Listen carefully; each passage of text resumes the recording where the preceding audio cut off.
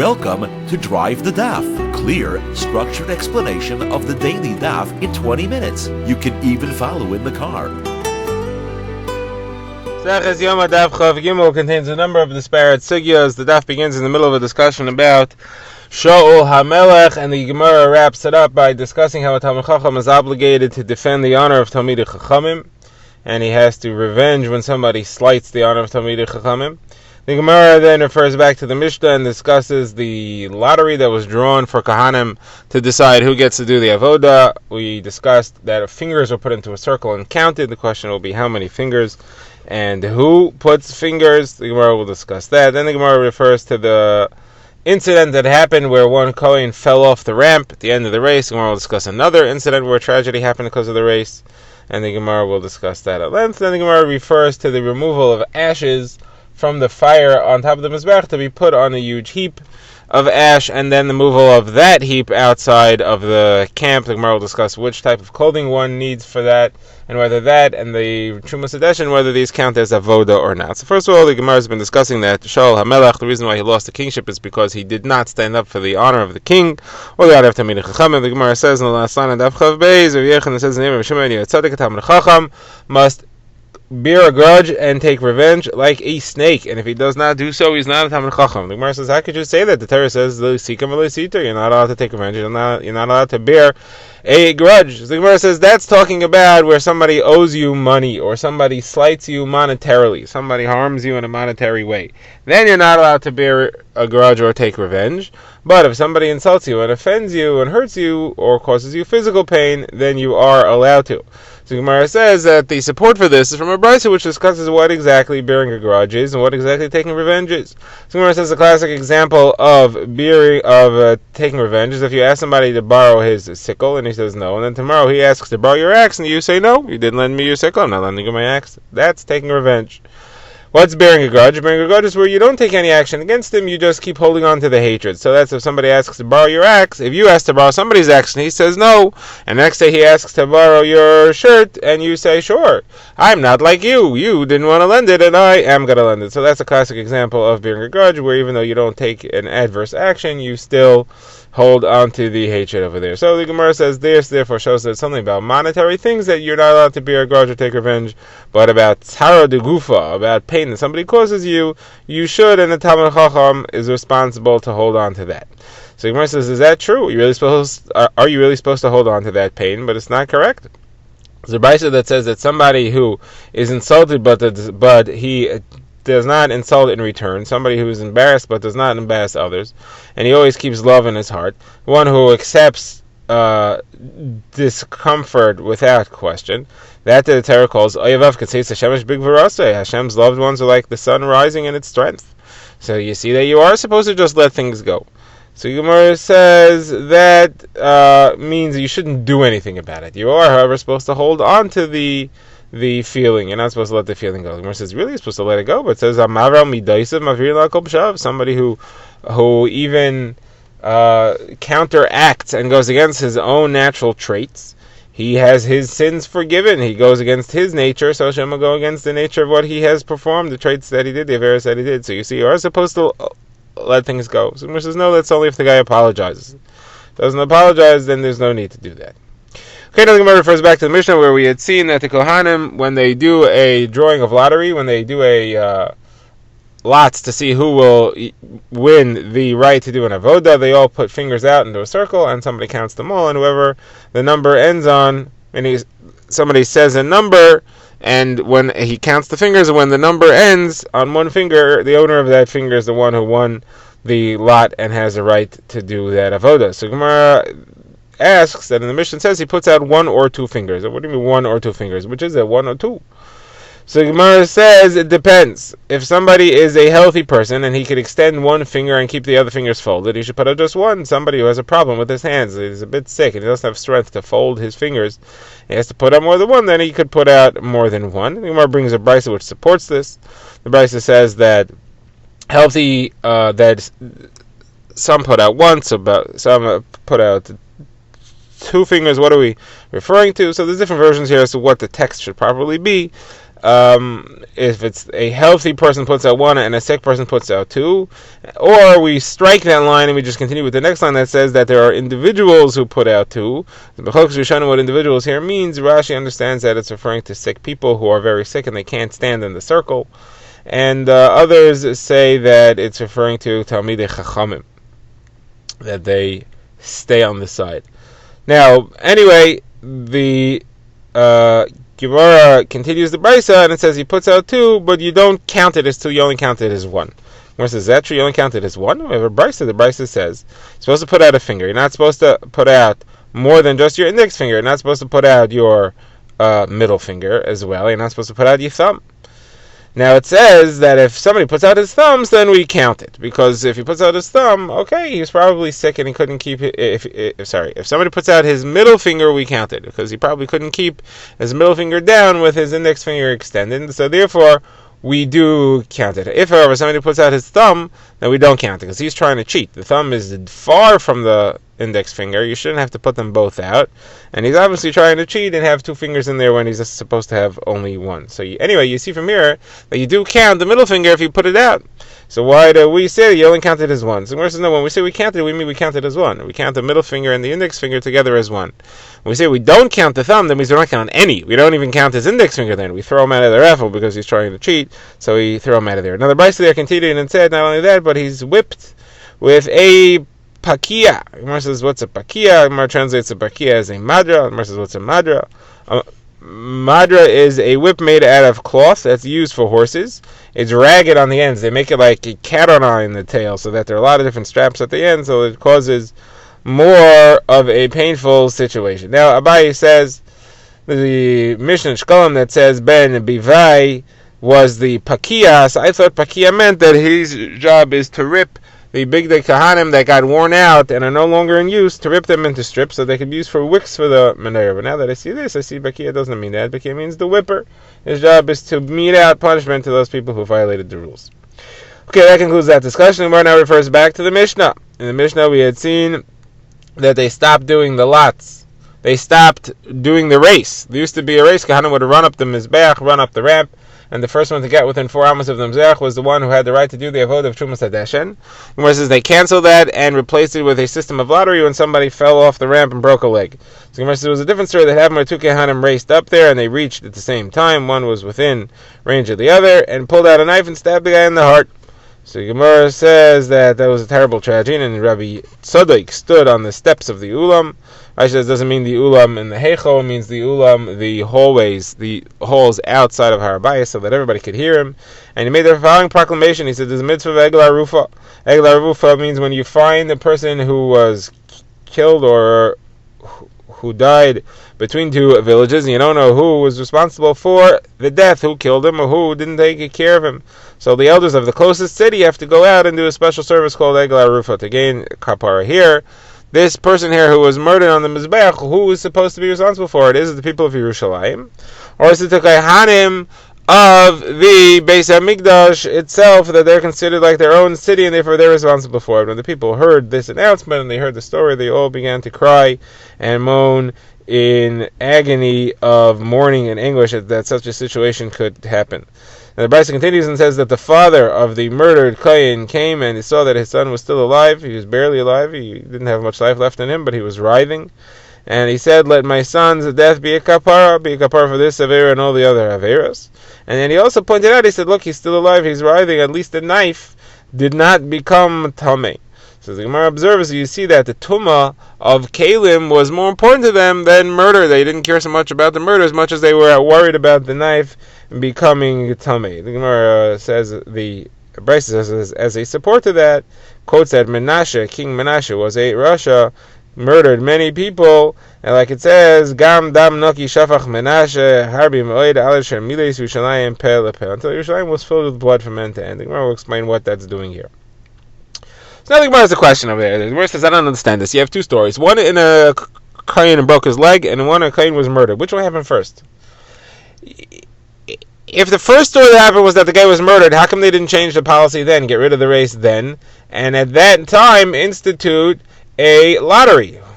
And if the situation with the broken leg was first, it says right after that they changed the system. So how could you ever have a situation where they raced up the ramp and one murdered the other? So the Gemara says what happened first was the broken leg, and they did not change the system right away after that. They thought, okay, broken leg, that was okay, that happened. Somebody fell, he broke his leg, it was an accident.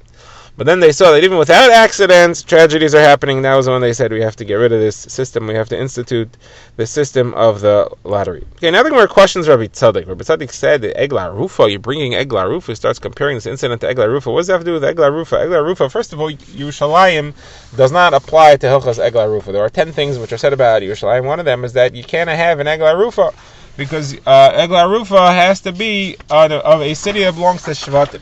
The way it's described in the Psukim, it says, there has to be somebody's inheritance. Yerushalayim is nobody's inheritance, and therefore you can't have Egla Rufa that's close to Yerushalayim. Second of all, the whole discussion of Egla Rufa is only if you don't know who killed the guy. Here we know exactly who killed the guy. He was right there. So Gemara says he wasn't really trying to say it was Egla Rufa, he was just trying to inspire people to cry and to mourn this tragedy. Now, the Gemara says that we'd seen in the Brisa that the severity of Tumas Kalim was more important to them than the severity of murder. The Gemara says, why is that? Is that because they took Tumas Kalim extra seriously, or because they took murder lightly? The Gemara says, well, that's why we brought the pasuk afterwards about Menashe, to show that murder was taken lightly, and that's why there was blood filling the place from end to end. Okay, now the Gemara moves on, and it brings a brisa which discusses the changing of clothing of Kohanim as far as the avoda of the removal of the ashes, Trumas Hadesha. Now there are two parts to the removal of the ashes. As we know, overnight the Mizbeach burned a lot of karbanos and there was a lot of ash there.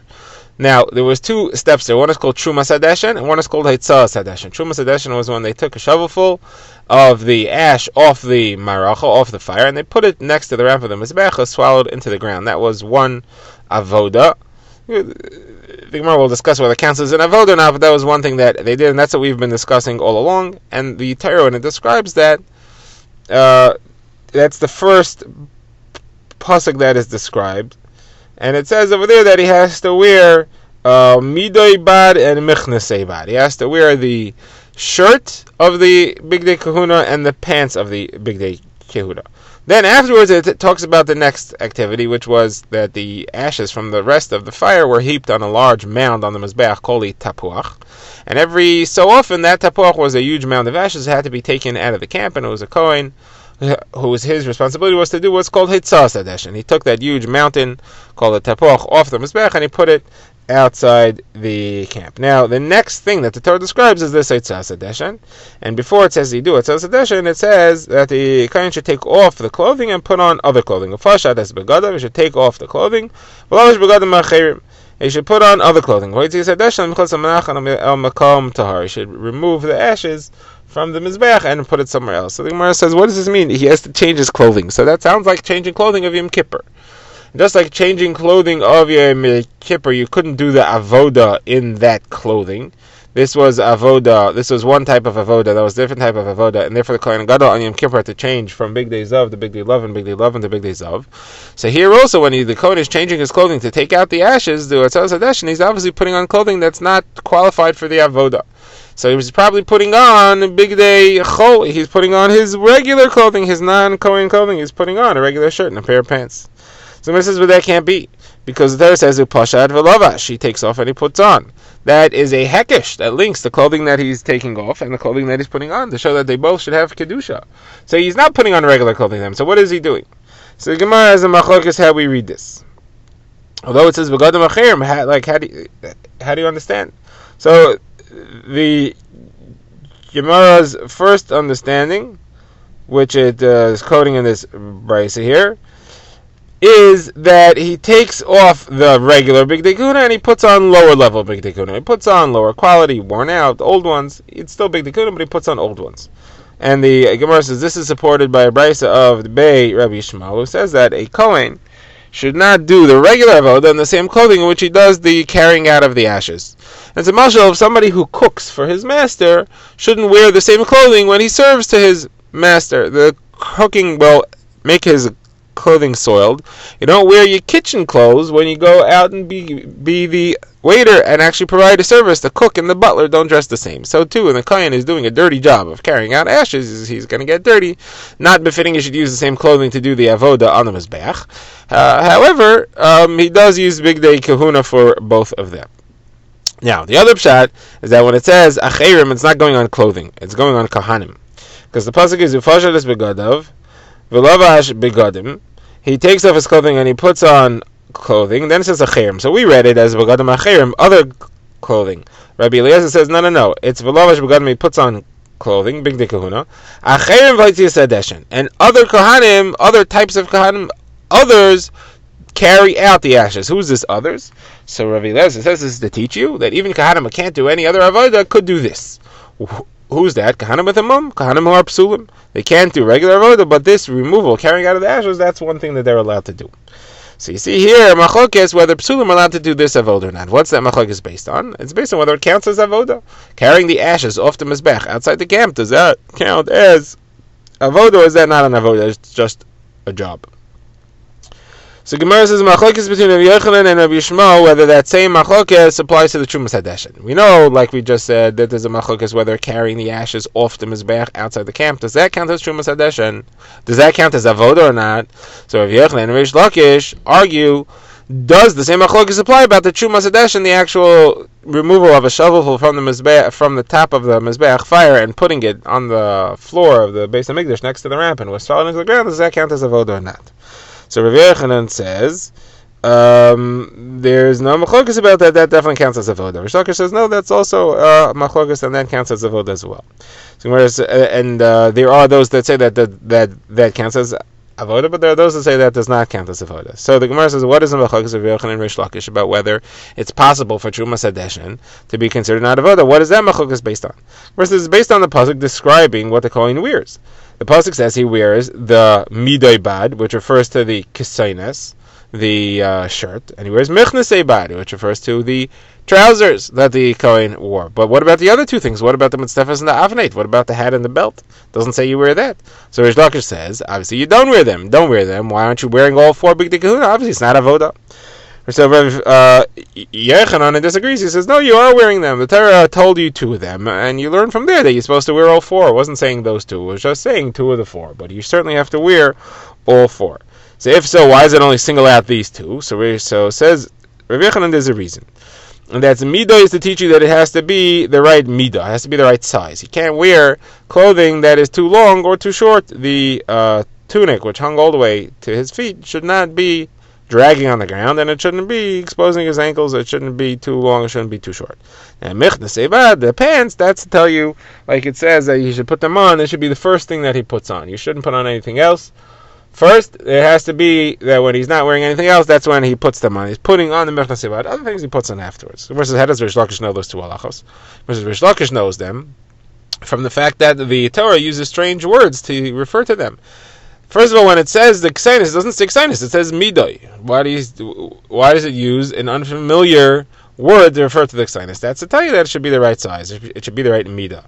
And why? And how do you know that the mechnasayim should go on first? Because it says that mechnasayvad yubash al bsari, should put it on his flesh. On his flesh, that means that there's nothing else on him at the time when he's putting on those mechnasayim. There's just flesh. So that's where he puts it on. Okay, so we have this machlokas about whether you wear all four begadim for the Trumas Hadeshin, whether it's avodah or not. The Gemara says there's a machlokas tanaim which would seem to reflect the same question. What's a machlokas tanaim? The Gemara discusses machlokas between Rabbi Yehuda and Rabbi Daisa as to why there's an extra word yilbash in this pasuk here. It says v'lavash hakayin midei bad. The kayin puts on the linen shirt, umechnasei bad yilbash al bsari, and he puts on the linen pants. Didn't have to say the second yilbash. We know we're talking about what he's putting on. Extra yilbash. What's that for?